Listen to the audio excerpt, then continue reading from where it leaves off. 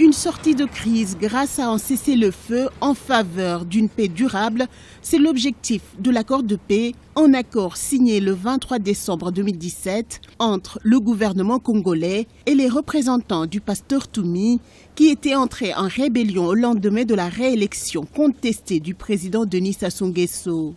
Une première réunion a eu lieu le 17 janvier 2018 à Brazzaville pour la mise en œuvre de cet accord. Le Congo est notre pays et nous devons le servir.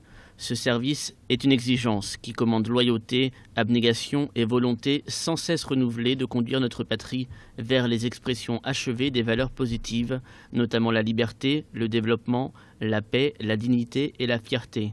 Voilà le devoir qui est le nôtre et qui résonne au tréfonds de nous-mêmes comme un impératif. Si la signature de cet accord est un grand pas dans le processus des pourparlers entre les deux parties, de nombreuses inquiétudes sont soulevées, les questions de justice et de réparation des crimes commis qui semblent être omis par les parties concernées. Je pense que cet accord ne pourrait pas tenir ses promesses, ce qui serait totalement dommage parce qu'aujourd'hui le Congo a besoin de respirer, a besoin donc dans cet élan de respiration de pouvoir prendre en compte des éléments qui empêchent cette respiration-là, notamment tout ce qui est lié à la paix civile, et donc à la paix politique. Donc moi je pense qu'en l'état, cet accord tel qu'il est manœuvré aujourd'hui, tel qu'il est géré, ne me fait pas penser raisonnablement que cela puisse résoudre dans la durée la crise profonde actuelle au Congo qui est liée au problème post-électoral. Voilà, parce que la vraie crise, elle est là.